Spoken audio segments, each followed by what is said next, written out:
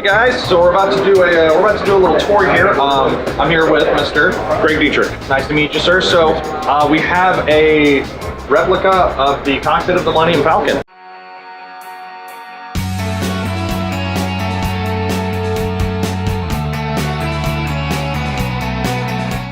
So I guess you're gonna be nice enough to give us a walkthrough, talk about the process of making this guy, all that fun stuff, right? Absolutely. Awesome. Yep. Welcome everyone to the full-scale replica of the Empire Strikes Back version of the Millenium Falcon cockpit. Cool. So important to point out the Empire Strikes Back part, right? This is the Empire Strikes Back version with a few elements of The Force Awakens.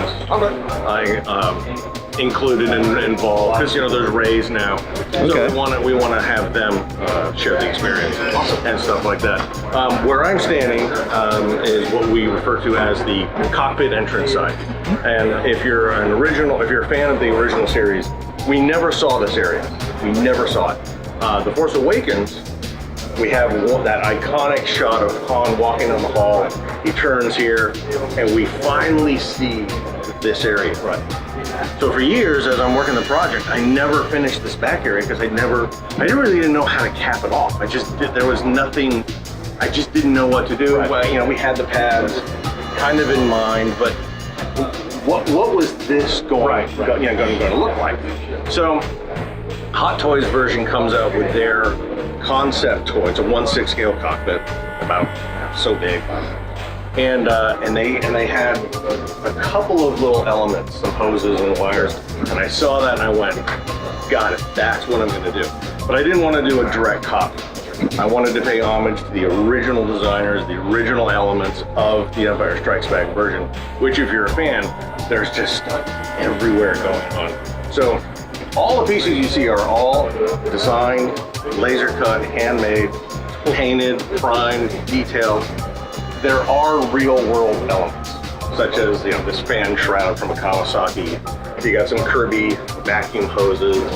You've got an iPad touch here, but like this housing right here, handmade. A lot of this stuff up here, handmade. You got some computer fans, but the actual base it's sitting on, it's all handmade. And that's probably about 90% of out here and what you're going to see on the inside. Fantastic. How long was the process of hand making everything, getting it in place, setting everything up? Well, it's a long process because it starts with, well, what size? But since we know the basic diameter of what it is, it's just taking a photograph and overlaying it or scaling it. We go, oh, okay, so I know that this is about 18 inches. Okay. So I don't have to be perfect with it because we didn't see this side. So I've got a lot of flexibility to do it whatever I want. Sure. On the inside, we've tried to be as screen accurate as we can. We're not messing around on the outside. So, speaking of the inside, let's go on in.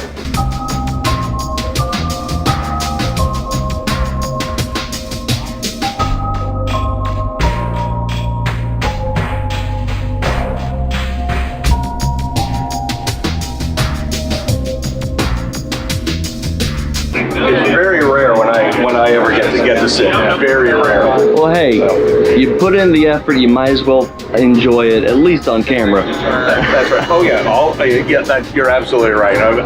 It's funny because people say, "Oh, you must enjoy it. You must live in this thing." I don't even see it anymore. I don't see the cockpit anymore. Yeah. I see what has to be finished. I see things that have to be fixed. Every show, someone goes like this and takes a couple of pieces out. So it's all the little things. The screen isn't finished yet. That's going to be backlit. We'll have a little screen in there. So, but the expressions on people's faces, that's when I realize, okay, that's why we're doing it. Yeah. But to go back to your question, every knob does something, is functional. The rocker switches here are static, just like the original ones were. A functional rocker switch is $5 or $6 a piece. So it just doesn't make sense to put something on there, especially when the underside is just so shallow. It just isn't. It's not practical. Right. And there's still a little bit of work to do on the console. I'm assuming for these guys. Oh yeah, absolutely. Go ahead and pull them all the way down. Now, the plan is what we're going to do is there will be actuators, not actuators, I believe potentiometers inside there. So when you pull them down, it's going to actuate the sound. And we're going to put speakers in the seats, and depending on how we set it up, it's going to be random. The engines will either go in hyperspace or totally fail. That's great. They'll totally fail on you. And then up in the corner, where the door padding is, right up there, we're going to have a switch. So when you hit the actual switch, all the lights are going to turn on and then turn off. And then when you hit it again, everything turns on. That's great. So we've got the cockpit. Yes. Now, how much of a pain is this to get transported to? It's not difficult. It's just laborious, if that makes sense. So from here going all the way around to the opposite side, the sister side of the ball panel, this is one large panel. Oh wow! So from here to the window, this is one large piece. Gotcha. The window itself pops off. Okay. And then the canopy pops off. So that's 3 pieces right there. Yeah. The console comes off. This whole instrument panel comes off, and then this comes out. The idea is eventually this is just going to be one huge section. Okay. Strap it down, lock it into place. Now we have one piece here, and then we'll have one piece here, and then the cockpit corridor, one piece. Right now, these top 2 panels are one, and then from here all the way down to the shelf is one large section. So it's modular, but it takes effort to set it up. It takes sometimes two or three people to do it. But I mean, it's very simple. It's just the time, because you have to make sure everything is aligned. And wood has a tendency to warp, right? So you got to get all the holes aligned and everything. What other conventions have you guys taken this into? This is our second one in the Dallas area. Okay. We were at Galactic Swag about 6 weeks ago. Okay. Yeah. And then before that, we were at the Museum of Science Fiction show in Washington, D.C. So we've really only done 3 shows really in the past several months, because it's set in Huntsville, Alabama, being completely revamped. I mean, all of the panels were all stripped down. Wow. We saw some damage, and there were certain elements that weren't accurate, and I was like, no, it has to be as screen accurate to the Empire Strikes Back version as we can make it. Yeah. And we tried as hard as we can. There are certain elements or certain areas we just can't see. Like way up in here, we can't see it. So we kind of have to play. You know, there's certain areas behind seats that we've just been unable to see. Take some guesses. Exactly. While trying to stay true to what the original designers had in mind and stuff like that. And that's been the hardest. Well, out there, I had freedom. I could have fun. Right. In here, it's got to be perfect. Yeah.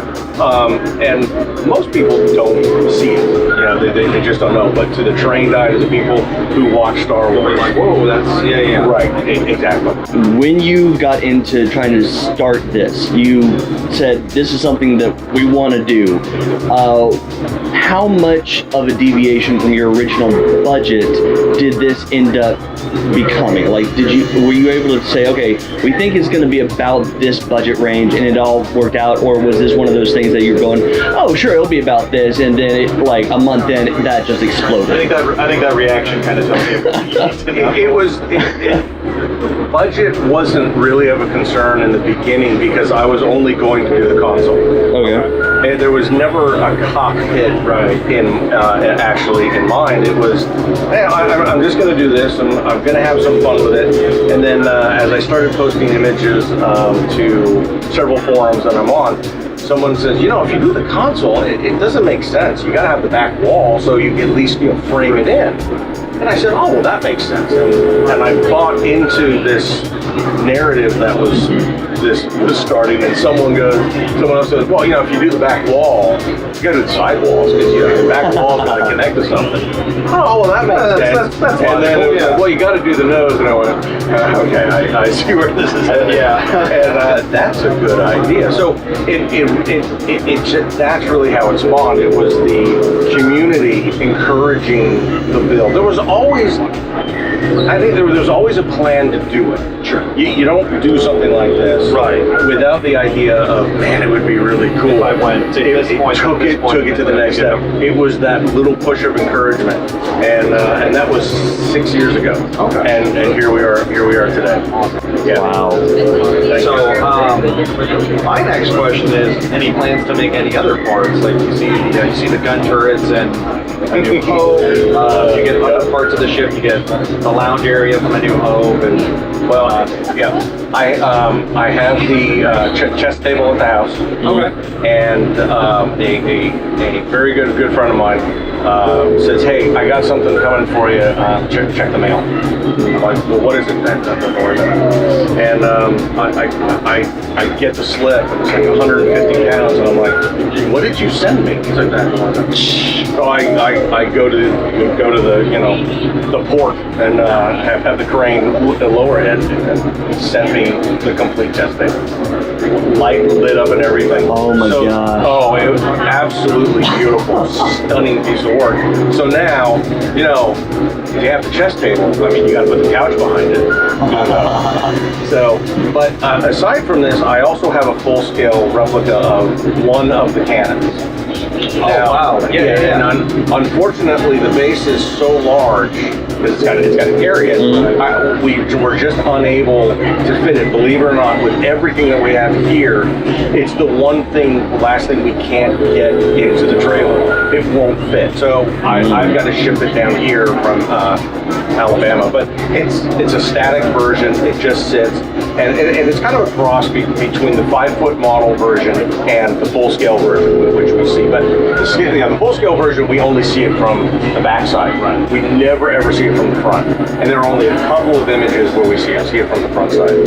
So I try to kind of pay homage to both the scale model and that one while having absolute fun with the base itself. Because it was never on a base, it sat as part of the ship. So that will eventually join us, and it'll sit on the side. And I'm working on a quarter-scale version of the nav in the future, which is in the main hold, which sits across from the chess table. And the reason I'm doing it quarter scale is because I want to really kind of find out what needs to be done, and I just want to do it at quarter scale so I can have it. But the actual layout gives me an opportunity to say, okay, I know what LEDs need to go here, where the electronics are going to be. So I think that's the next thing I'm going to do, and the gunner station itself. Yeah, the actual gunner station itself. But we're having problems with how do we get people in and out, because the hole in the back is so small. You know how on and look got inside. We don't really know how to do that yet. So we're trying to kind of work. Do we swing panels out? It's just because you got to be able to get people in and out. Sure. So that's one of the other elements. Since it does seem like you guys are putting together like a lot of the different pieces of the ship, like as you see it today, is there any point where you are wanting to like just build out some stationary version of the entire thing where it can all connect together, or have the individual pieces be able to connect together at an event that had enough space?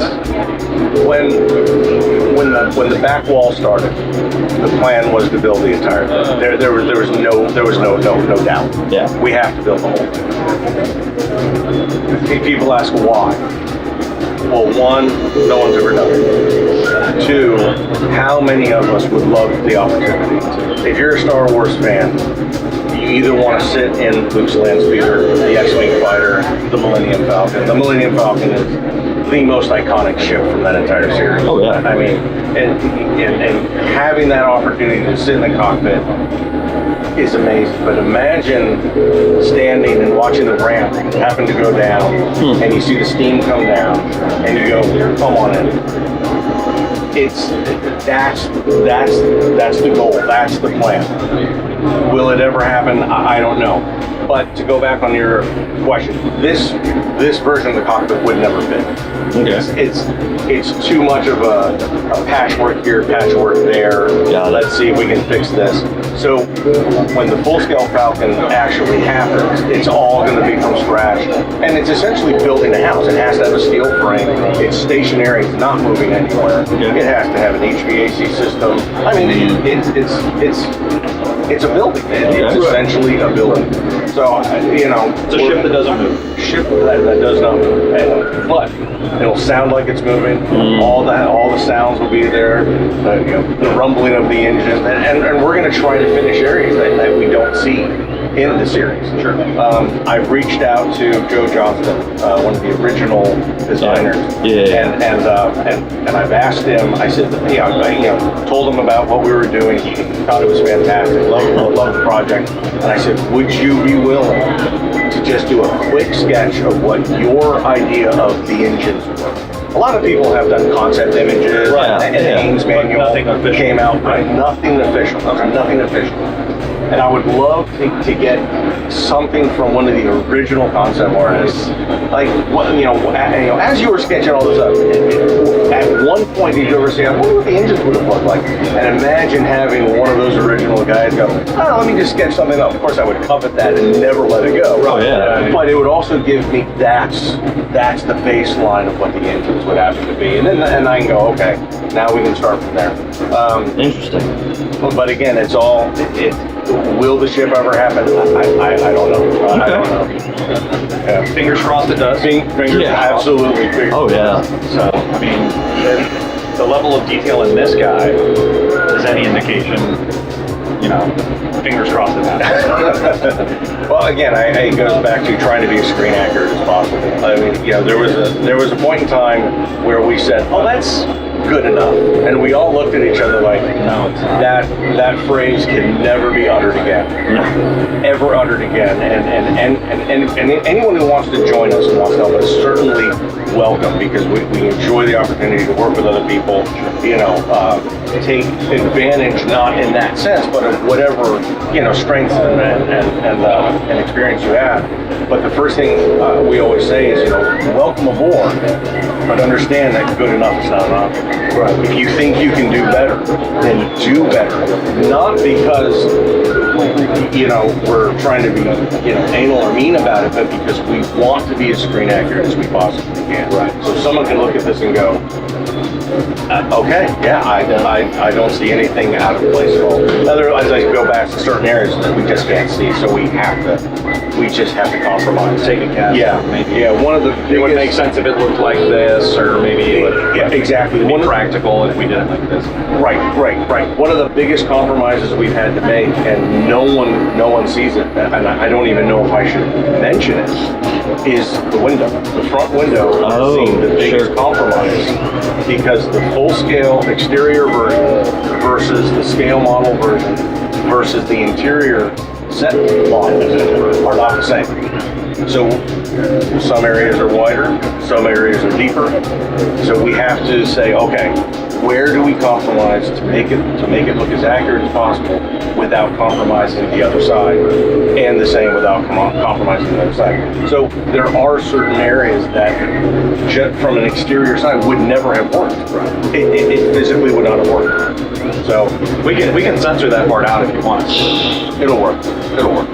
For this version, speaking of the window, Yes.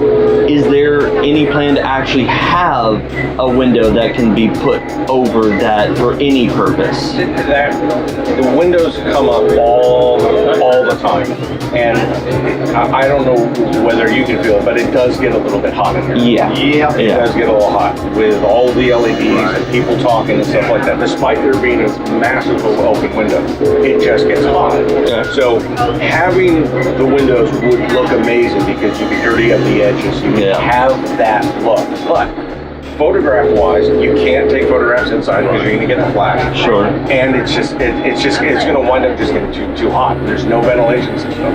The ventilation system in the original set, this whole footwell area was open. They were blowing fans in and blowing fans out, and their feet were just kind of dangling down. Right. Okay. So again, it goes back to compromise. Sure. What works best for all of us. Now, if this was an exterior version, yeah, we'd have to see it. We'd have to see it. Okay. Cool. Anything else, Brad? I mean, I think that pretty much covers anything I could have asked. I think we could sit here for probably like another hour and a half. Yeah. Well, that's why you want to talk about every element. We'll spend an hour on this guy. Awesome. Well, thank you so much for taking the time to talk with us. Oh, you bet. Also letting me sit in the chair, the captain's chair. And Everyone's got to sit together. okay. Everyone's got to sit together. No, this was honestly absolutely amazing and cool experience to actually get in here and basically be as close to sitting in the actual cockpit of the Falcon as I probably ever will. Oh, thank you. This is exactly why we're doing it. Yeah. Exactly why.